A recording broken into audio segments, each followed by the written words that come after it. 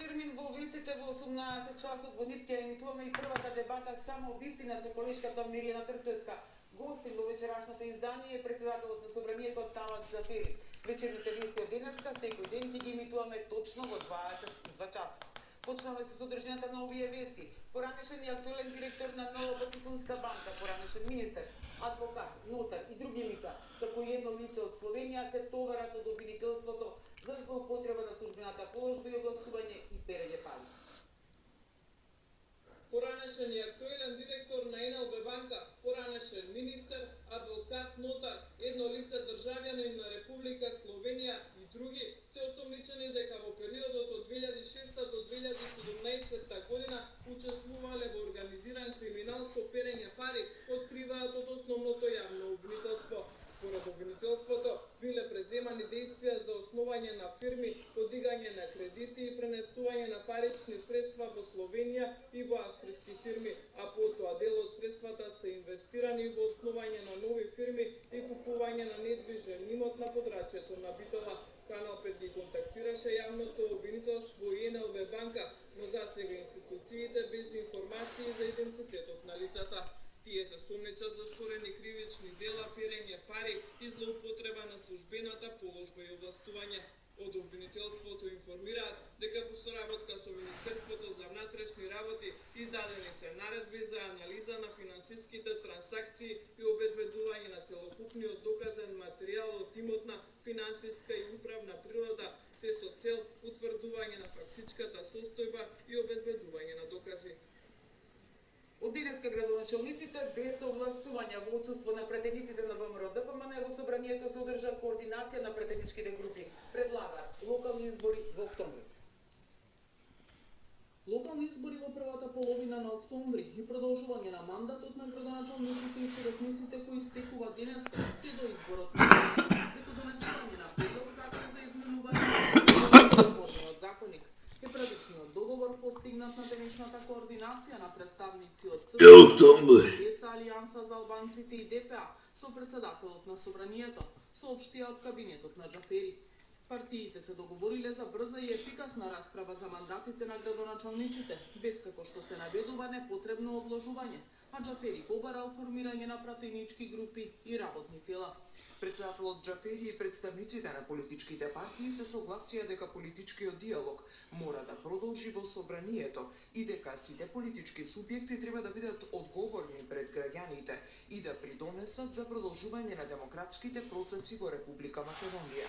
Министерката за локална самоуправа Шире Телези со апел до надлежните институции да вложат максимални напори и уште денеска да се најде начин за деблокирање на работата на општините. На координацијата кај Џафери не учествуваа представници од ВМРО ДПМН.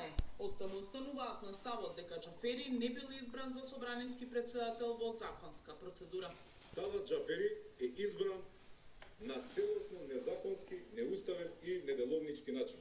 Тој за ВМРО ДПМН останува само пратеник, бидејќи така е избран легитимно од граѓаните и ние тоа не го оспоруваме. Од ВМРО ДПМН и денеска побараа на истрошок заедно со локалните да се организираат и нови парламентарни избори. Градоначалниците остануваат на работа без право на подпис од ЗЕЛС, апелираат до собранието да ги распише локалните избори. Останува и понатака градоначалници по нашиот заклучок овде, меѓутоа немаме мандат за подпишување. И чекаме и бараме што побрзо да се променат законите, да се распишат изборите и со тоа да се откочи функционирањето на локалните самоуправи. За се ово и за многу други теми, председателот на собранието Талат Џафери за неколку минути во дебатата само вистина. Анкета на ИРИ. На локалните избори 28% би гласале за ВМРО ДПМН, 16% за СДСМ, 8% за ДУИ и 7% за БЕСА. Според резултатите од анкетата на Меѓународниот републикански институт, врз репрезентативен примерок од 1108 граѓани во периодот од 4 до 12 март годинава, 44% од испитаниците сметаат дека треба да има предвремени парламентарни избори, 41% дека не треба, а 15% не знаат. На прашањето дали председателот Ѓорѓе Иванов треба да му го даде мандатот за формирање влада на новото парламентарно мнозинство, 58% од испитаниците одговориле позитивно, 22% зависи од последиците што ќе ги предизвика за земјата, а 5% зависи кој ќе биде мандатар. За 10% немале одговор. 30% од граѓаните сметаат дека ВМРО-ДПМН работи напорно, 40% дека е најактивна во нивните населени места. Управата за финансиска полиција достави 5 кривични пријави против 5 поранешни градоначалници. Основното јавно обвинителство прими 5 кривични пријави против поранешни градоначалници на општините Струга, Свети Николе, Дебар, Студеничани и Долнени, како и против едно физичко и едно правно лице. Кривичните пријави се поднесени поради сомнение за злоупотреба на службената положба и овластување и злоупотреба на постапката за јавен повик, доделување на договор за јавна набавка или јавно-приватно партнерство. Нема официјална потврда од кабинетот на председателот Иванов за гаранцијата што од СДСМ најавија дека денеска ќе му ја пратат на председателот. Лидерот на СДСМ Зоран Заев во петокот најави дека ќе подготват писмена гаранција што би била прифатлива за да може председателот да му го даде мандатот за состав на новата влада. Неизвестноста најверојатно ќе потрае до 19 мај, до кога истекува и законскиот рок. Продолжи распитот на пратениците од СДСМ во јавното обвинителство за настаните во четвртокот на 27 април. Јавното обвинителство точно да ги именува делата, во спротивно ќе стане соучесник во собраниските инциденти од 27 април, е пораката на повиканите пратеници од СДСМ по распитот во обвинителството. Четеринска посочи дека настаните се подсетник што може да се случи кога насилници нема да сакаат да ја предадат власта. Два пати бев нападната, еднаш со метален предмет, втор пат со влучење на коса. Нападачите ги препознава, рече Четеринска.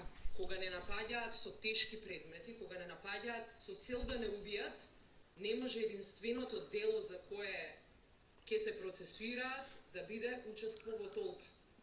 Доколку јавното обвинителство продолжи да ги минимизира овие сериозни напади, на тој начин обвинителството ќе стане соучесник во насилието политичко кое се промовира во Република Македонија. Крвавиот ден во собранието е срам за Македонија, рече Милина Ѓорѓиева од СДСМ.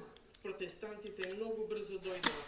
Се види дека тоа не е спонтано влегување, туку однапред организирано, смислено сценарио. На распит денеска беше и подпредседателот на СДСМ Дамјан Манчевски. Завчера МВР по извршена идентификација привела на разговор 2 лица, едно од Тетово и едно од Скопје. Завчера вечерта е приведен и уште еден скопјанец, кој по разговорот е спроведен во притвор во затворот Чуто Ризари.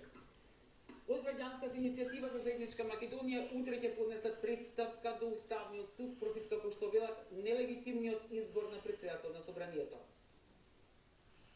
Тиранските коалициони партнери симулираа избор на нелегален председател на собрание. Односно, според уставот и законите, таков председател нема. Затоа, утре во Уставниот суд ќе поднесеме иницијатива за оценување на уставноста на изборот на Талат Џафери. Веруваме дека Уставниот суд честно и професионално ќе заврши својата работа и нема да дозволи преку вакво насилничко и флагрантно некршење туку дробење на Уставот на Република Македонија да се спроведува тивка окупација врз нашата држава. Врховниот суд го укина решението со кое беше уважена жалбата на специјалното јавно обвинителство за притвор на бизнисменот Сеат Кочан. Од специјалното јавно обвинителство најавија дека ќе се произнесат утре. Кочан од вчера вечер во прединфарктна состојба е на кардиологија. Со болки и стегање во градите, бизнисменот Сеат Кочан пристигнал во клиниката за кардиологија, потврдуваат извори од таму за Канал 5. Официјално од кардиологија не коментираат поради законот за заштита на правата на пациентите. Појавувањето на Сеат Кочан во јавноста следи откако Врховниот суд го укина притворот. Во образложението на Врховен се наведува дека пониските судови без докази му определиле притвор на бизнисменот. Сега Кривичниот суд повторно ќе одлучува за притворот на Кочан. Кривичниот совет ќе установи Скопје 1 Скопје во состав на судиката Моника Бакчовановска, председател на советот, и судиите Љубинка Башевска и Весна Костова Спасевска, членови на советот, постапувајќи по жалба на СЈО изјавена против решение на судија на претходна постапка, донесе решение со кое по повод жалбата на СЈО, а по службена должност, решението на судијата на претходна постапка го укина и требаат го врати на судија на претходна постапка на повторно постапување и одлучување поради суштествена повреда на одредбите од Законот за кривична постапка. Во специјалното јавно обвинителство решението од Врховен пристигнало попланливо, но за обвинувањето на притворот ќе се произнесат утре. Сеат Кочан е осомничен во предметот труст на СЈО, кој го товари дека преку фирмата Трансмет како дел од конзорциум, кои со лажни документи добиле тендер од преку 17 милиони евра за ископ на јаловина во рек Битола. Бензините од ноќеска на полноќ поевтинуваат за 3 денари, а цената на дизел горива